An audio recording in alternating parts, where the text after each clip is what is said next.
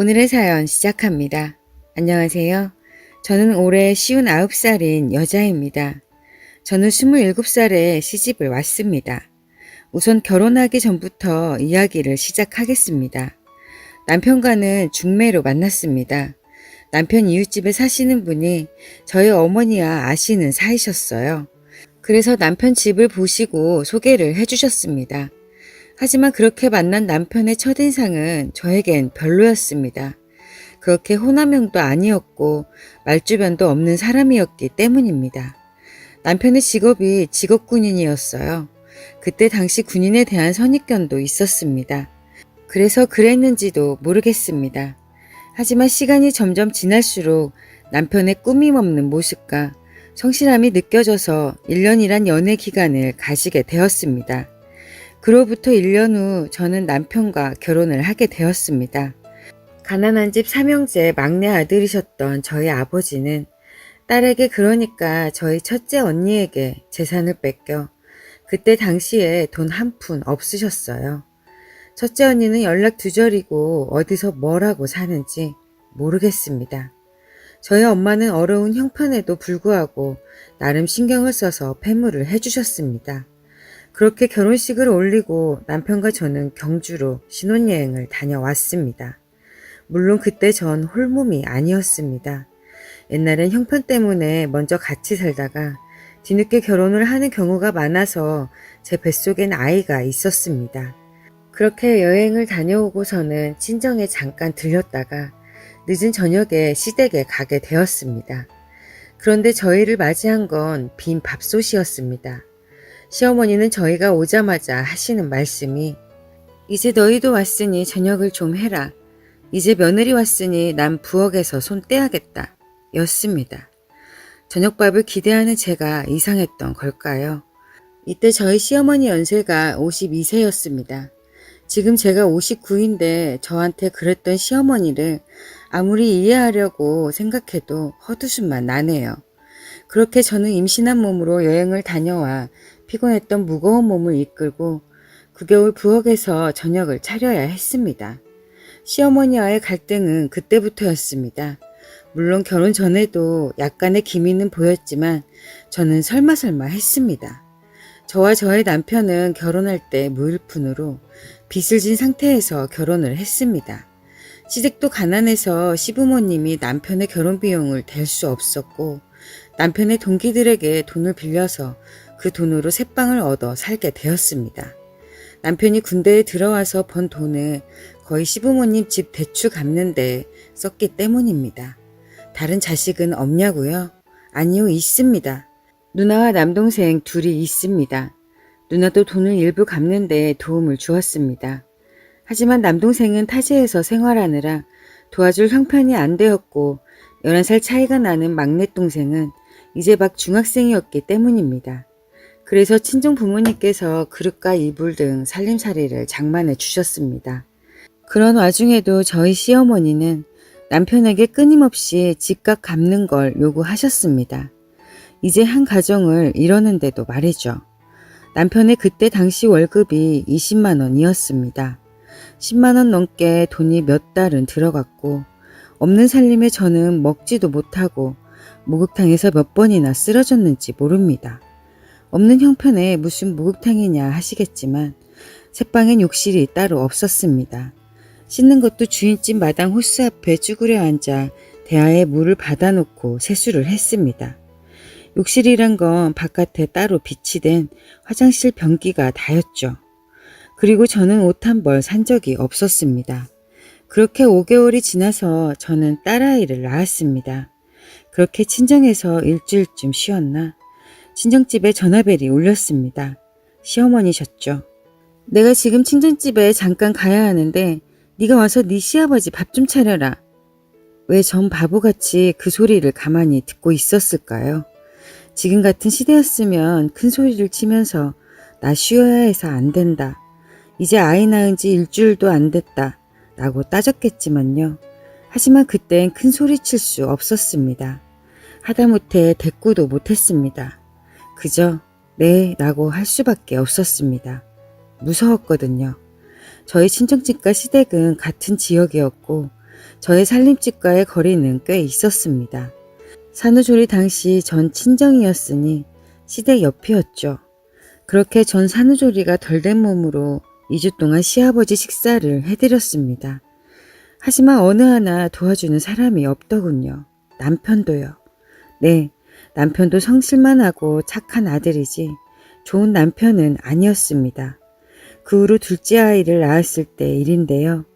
1월 그 추운 겨울 20일이 된 신생아를 데리고 시어머니가 부르셔서 시댁에 갔던 일이 있습니다.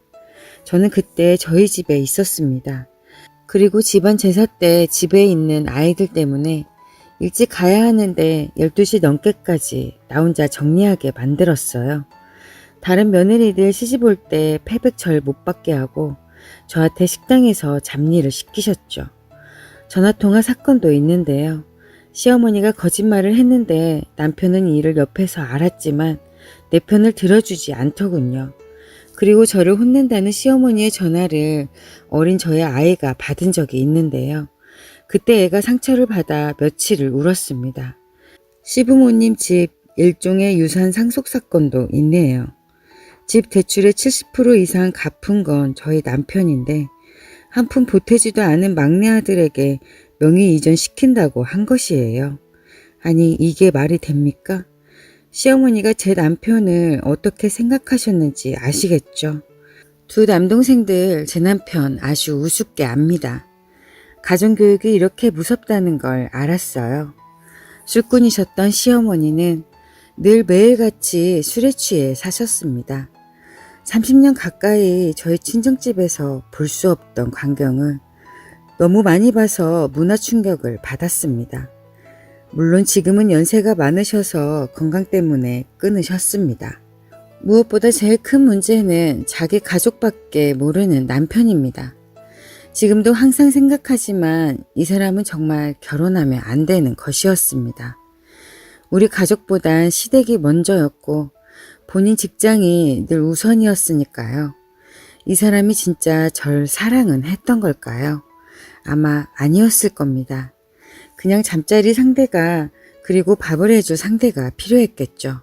정말 이해해도 뒤에 많은 이야기가 있는데 오늘은 여기까지 써야 할 것 같네요. 30년 동안의 이야기를 이곳에 다 적으려니 도저히 감당이 안 되네요.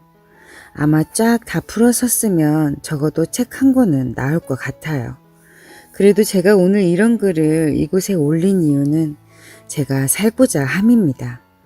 어디엔가 제 이야기를 원없이 하고 싶었어요. 그래야 조금이라도 제 속이 풀릴 것 같았어요. 저는 몇 번이나 정말 죽고 싶었습니다. 저를 종처럼 취급하며 며느리를 가족으로 생각하지 않던 시어머니가 죽이고 싶을 정도로 미웠습니다. 또 그런 시어머니 편이면서 시동생들밖에 모르는 남편과 이혼하고 싶었어요. 하지만 경제적인 능력도 없었고 이런 시어머니와 남편에게 제 아이들을 맡길 수 없었습니다. 그래도 그 와중에 저를 생각해 주신 분은 시아버지셨습니다. 따뜻한 위로를 해주셨고 제 마음을 알아주신 분이셨거든요. 그분이 돌아가셨을 때 정말 너무 외롭고 힘들고 더더욱 시댁에 가기도 시댁 식구들 얼굴 보기 힘들었습니다. 시댁에는 제 편이 없어진 거였거든요. 결과적으로 지금 저는 마음의 병과 몸의 병이 생겼습니다. 시어머니와 제 남편이라는 이 사람들로 인해 30년 동안 쌓여왔거든요. 물론 살면서 시어머니께 대든 적도 있습니다. 제 할 소리 한 적도 있습니다. 하지만 남편은 제 편이 아니었습니다. 늘 아무 말 없이 그저 가만히 있었습니다. 물론 지금은 노력한다는 거 압니다. 제가 이혼 요구를 했거든요. 하지만 3살 버릇 8까지 간다고 사람이 그렇게 쉽게 바뀌나요? 본성은 변하지 않더군요. 그리고 제 남편의 성격상 힘듭니다. 이제와 따로 산다는 건 저도 경제적으로 힘들고 지금은 서로 각자 생활하며 한 집에 살고 있어요. 요새 다시 제 몸이 아프고 수시로 우울증이 와서 정신병원에도 내원하며 다니고 있습니다. 물론 정기적으로 다니지는 않습니다. 그냥 갱년기겠거니 친정 쪽이 폐가 안 좋아 유전이겠거니. 하지만 시댁 식구들 볼 때마다 우라가 치밀고 꼴도 보기 싫고 남편이 노력하는 거 아는데도 싫네요. 그만큼 제 상처가 너무 크니까요. 물론 남편이 저에게 사과했습니다. 하지만 아직 시어머니는 사과를 하지 않으세요. 그냥 자기가 술병 들어서 미쳐서 그런 거라고, 그리고 전부 기억이 안 난다고 합니다. 하지만 저한테 뭐라 하실 때는 단 한 번도 술에 취하신 적이 없으셨어요. 그리고 저희 시어머니 보통 사람 아닙니다. 머리도 얼마나 좋으신지 형제들 이간질하고 사람 상대로 싸움도 얼마나 잘하시는데요. 그리고 장사하는데도 옆에서 보고 있으면 정말 보통 사람이 아니세요. 이렇게 이야기하면 끝이 없네요. 아무튼 시어머니는 기억 못하실 분도 아닙니다. 그래서 저는 작년 10월 전 이혼하려 했습니다. 하지만 제가 마음을 돌렸어요. 그 후 남편도 딸 앞에서 앞으로 바뀌겠다고 노력하겠다고 했고, 시어머니는 절 볼 때마다 안아주고 제 볼에 뽀뽀를 하십니다. 그런데 저는 정말 역겹더라고요. 아직은 제가 마음의 준비도, 그리고 마음을 열고 싶지도 않지만 우선 살아야 하니 삽니다. 그래도 어딘가에 이런 제 속마음을 털어놓고 싶은데 털어놓을 때는 없고 너무 힘들고, 이러다 제가 죽을 것만 같아서 살고자 딸아이에게 몇 년 전부터 조금씩 이야기를 했습니다. 딸아이의 말에 따라 몇 년은 시댁에 안 가고 연락조차 하지 않았던 적이 있었는데 얼마나 마음이 편했는지 모릅니다. 하지만 어떻게 계속 안 갈 수 있을까요? 남편은 이런 저에게 자꾸 시댁에 가길 요구하더라고요. 정말 요즘 말로 노답이죠. 그렇게 그 사람이 생각하는 게 어리고 멍청합니다. 이 이야기 속엔 가감된 거짓이 하나도 없습니다. 30년 전 일이지만 마치 어제 일처럼 생생하고 다 기억이 납니다. 그런 말 있잖아요. 상처를 준 사람은 기억 못해도 상처받은 사람은 치유되기 전까지 다 마음속에 간직하는 거요.